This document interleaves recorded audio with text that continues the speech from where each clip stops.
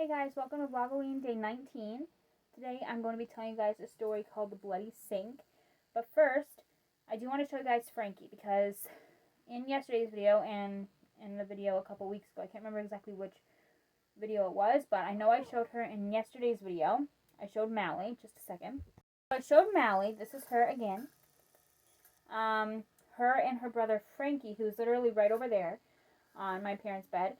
Are staying here. Well, they got here September 26th, I think it was, and they're leaving tomorrow. So I figured, why not just show you guys Frankie, since now is probably my last chance, because I do have to leave to go. I do have to work tomorrow afternoon, and I don't know when their owners are going to be back, my bosses. So yeah, just in case, I'm gonna just show you guys Frankie, since I did show Mally a couple times in VLOGOWEEN this year. So this is Mally again. And this is Mr. Frankie. This is little Frankie, or I like to call him Mr. Frankie. He is adorable. They both are, and I freaking adore them. So, and Mally is trying to come up with me right now. She put her two front paws on my leg, but yeah. So these, well, I've already shown Mally, as you guys already may know if you watched yesterday's video and the other video I showed Mally in. But this is Mr. Frankie. Say hi, Frankie. So, like I said, today I'm going to be doing a story called The Bloody Sink. I have Mally watching me right now. She might want to whine and get out. So if you hear whining again in today's video, like yesterday's video, that's probably her wanting to get out or either come up with me. Hi. And then Frankie is just lying down on my parents' bed, so he probably will be fine unless he wants to go upstairs with Mally. But yeah, if you guys hear whining, that's probably them. And also barking, that's either them or my other dog upstairs, Della. So yeah, like I said, today I'm going to be telling you guys a story called The Bloody Sink. So I'm just going to jump right into it.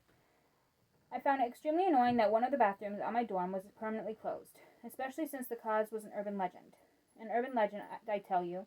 According to the story, years and years ago, some bloke caught himself massively drunk at a bar in downtown Helena and had passed out in the bathroom on the 4th floor. Apparently, he hit his head on the sink as he fell, and his blood had spattered the sink as he slid senseless to the floor, and silently hemorrhaged to death. His death was considered a sad accident by faculty, staff, and townspeople. But that was no reason to shut up the bathroom for decades. I completely discounted the story of the bleeding sink. That was just an urban legend. I'm gonna let her out because I think she wants to get out. Just a second. So I just let them both out. So they're probably gone upstairs. So moving on to the story. I completely discounted the story of the bleeding sink. That was just an urban legend that the students circulated to explain the locked door. Now I'm reading this from not Goodreads, Wattpad, by the way. A couple of the stories that I've read for VLOGOWEEN this year so far have been from Wattpad, so that's where I'm reading this from. This is literally, because on Wattpad you have a whole story and they have chapters, so this is just a chapter from one whole urban legends and other scary stories book, if that makes sense. So that's where I'm reading that from. Just search up urban legends and other scary stories, and you'll have a whole list, like that entire book with chapters. And this is one of the chapters in it. So, yeah, I'm sick of sharing a bathroom with you disgusting lot. I grumbled to my roommate. I'm going to break into the 4th floor bathroom. My roommate's eyes widened. Don't you know that bathroom is haunted? He exclaimed. The bloodstains on the sink are as fresh today as they were when the accident happened back in the 1960s. And sometimes you can hear the boy moaning as his life ebbs away on the bathroom floor. Romantic twaddle, I snapped. My granny lives in a haunted castle in Scotland with ghost stories that would make your hair stand on end. She'd laugh at me if she found out I ignored a perfectly good bathroom because of a few bloodstains.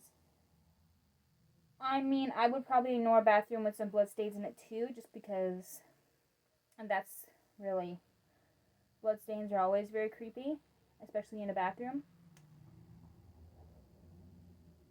So I would probably ignore a bathroom with bloodstains all over it too. So, but yeah, that's just me. Besides, the maintenance staff told me the bathroom was shut up pending renovations. No big deal. "You'll be sorry," my roommate said, darkly. I ignored him. He was just sore because I'd lumped him with the disgusting lot of fellows who mucked up the bathroom on my floor. You'd think someone would teach them to pick up their dirty clothes and clean the sink once in a while. When the dorm quieted down for the night, which wasn't until late, I hurried up to the 4th floor with a bit of wire I purchased at a local hardware store.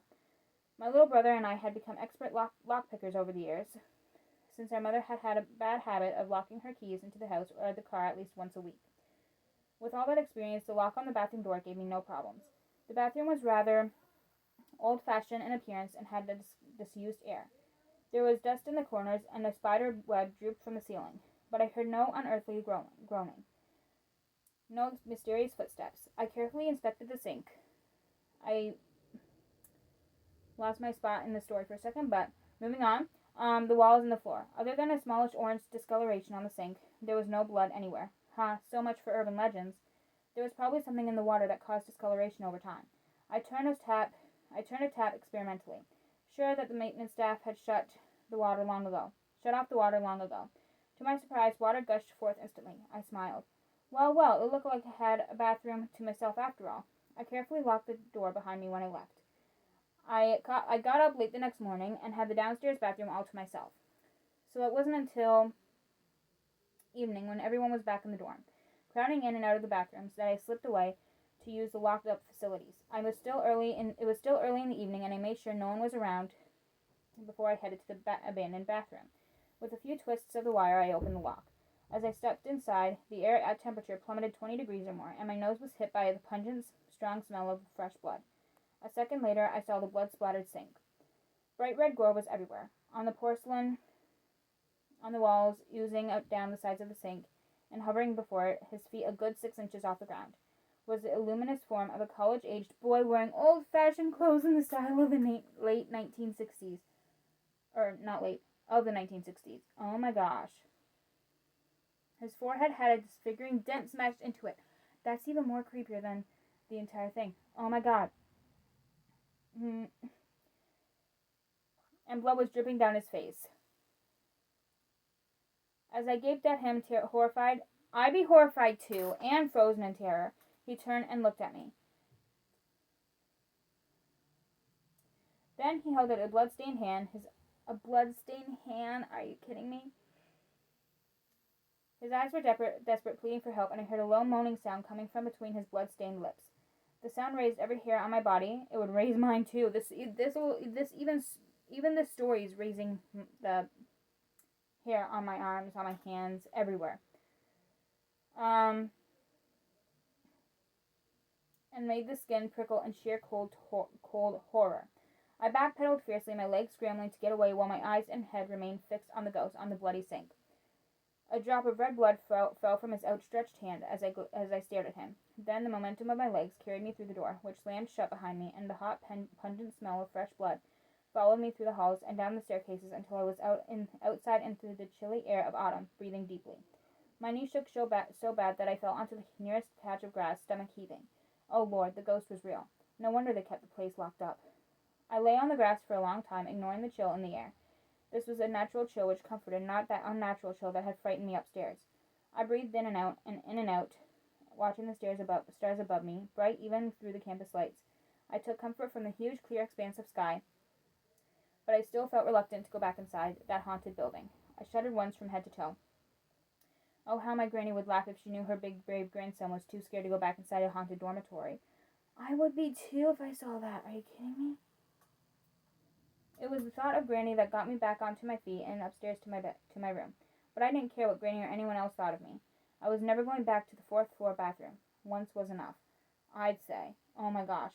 Anyway, that was something else. If I saw that too, I would not be even in that building much longer. I could tell you that.